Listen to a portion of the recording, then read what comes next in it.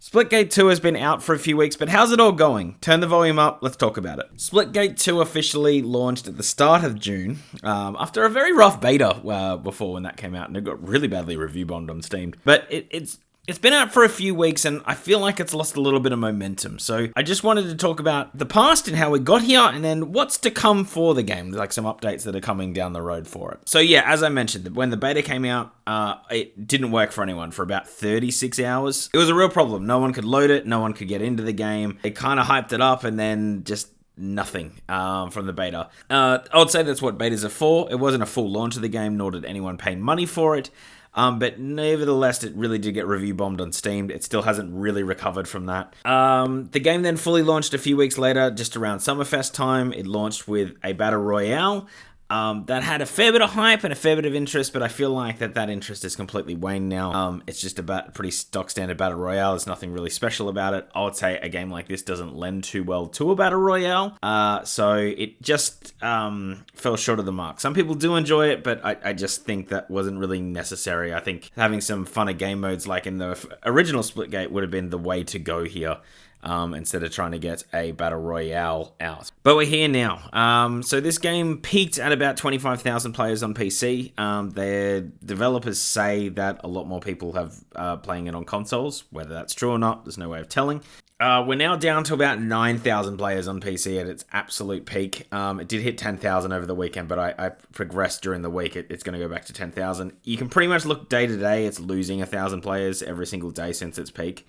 So it's a real worry. It's now below its beta numbers, which is, a real worry, because back when the beta, there wasn't as much to do. At least there's more things to unlock. There's more things to play, a few more different game modes to get in, and the player base is starting to dwindle. They say everything's fine on console, but I myself have been struggling to find matches. I'm in Australia, so sometimes that can be a problem here, but I know that I've had English people in my server where I haven't had lag, but they definitely have. So the server thing isn't too great. Like, you can't really select a region, which I find to be an odd move.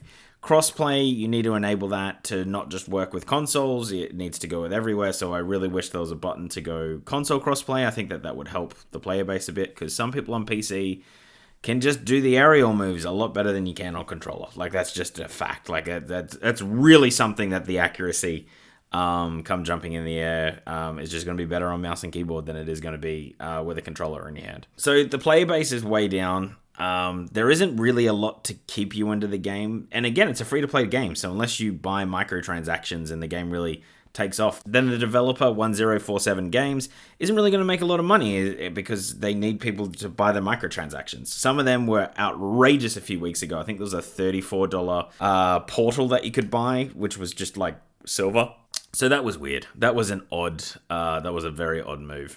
Since then, they've laid off a small group of what they would call valued staff, which does happen when games do come out. So it's just because you don't need as many staff post-launch as you do pre-launch, or at least when it comes to developers. So that usually does happen. The founders are saying that they're not going to take a salary for the foreseeable future until things remedy, but they're not going to be without it. They are shareholders. They'll get parts of the profit.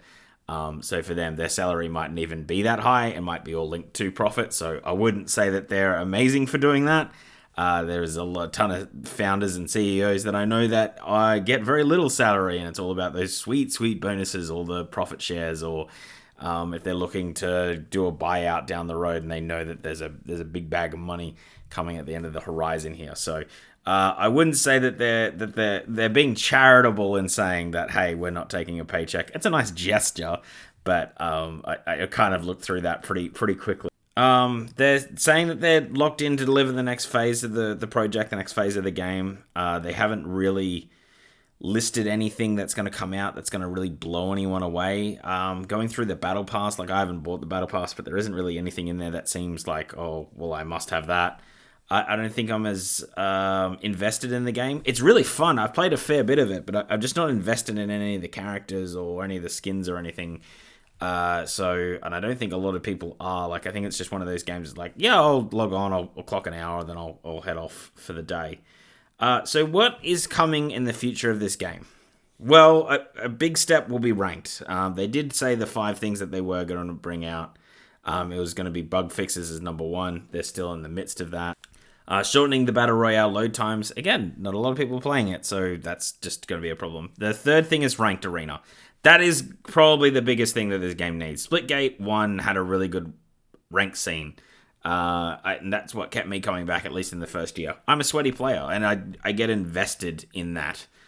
Without some sort of rank system, there's just no reason to really play outside of getting the achievements. There's no really reason to come back, especially with the challenge model as it is. The number 4 thing that they're working on at 1047 Games is a mastery challenge, or mastery challenges. So again, maybe some rewards for just longevity, because that's not really there at the moment. My guess is that it was the reason why that they had a launch failure, that the mastery challenges don't exist, was because they couldn't do... the difference between Splitgate 1 and Splitgate 2 was the challenges fed live back to the server. So if you got a headshot, live it would say, you're on 12 headshots. All of that is gone. I notice you can't really see your stats either. I think that's because it just became way too much. It just became way too much for the servers. At least the way they were storing it. And when they tested it on such a low player count, it didn't have that problem until they went the full beta, and it caused a lot of issues. So I think that that's something to come.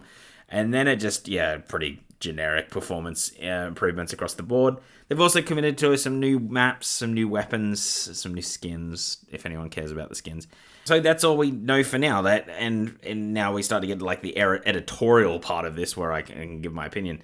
This game needs to really start to double down on, some of the game modes that were really fun in Splitgate. Like they had, 12 on 12 modes, they had 8 on 8 modes, and just getting people to be able to play that, even if it is, there's 2 bots on a team or there's a bot on a team each, just to get that matchmaking down. I think that's fair. I think that's fine. I think we'll all enjoy it if it's still at that general player base, and where it's fair. The ranked mode needs to come out. That's one of the biggest things I think for this game. It's crying out for a ranked scene. A lot of the people on Twitch that are playing this game at the moment, they're hyping it up, and I feel like Splitgate have given them a lot of money to play it. There's nothing that they're really branding up to on the rank side of things. It's just like, let's get, as a team of 3, we can get more points than this other team of 3. If you join the team in some weird event, I don't think anyone really cares. I guess there are a lot of people that do follow, like Shroud and Tim and all those things, but I ultimately think a lot of people aren't logging in to do that. So to have a rank mode, just something that progressive for people to come back to, for that style of gamer, they're just missing that out at the moment. There aren't a lot of ranked games right out on console, especially that are new, so I think you'll get a lot of players that will really buy in and go hard on it, at least until the next Call of Duty. So there's some things that you can do there, maybe some SWAT modes, just, maybe some wacky events, just something a bit fun, something a bit different. Those are some ideas just to maybe increase that play base. But they do have a problem. I don't think that their messaging about console is still really healthy is correct. Like, just going through my load times have drastically changed since 2 weeks ago to now. And it's starting to be a bit of a problem. Like, it's starting to be a bit of a worry, and more people drop off, and that's when it's going to get worse and worse, and then the game's just going to be dead. So I hope that's not the case. I hope this game kind of rebounds a little bit, but it just had a shocker run on PC.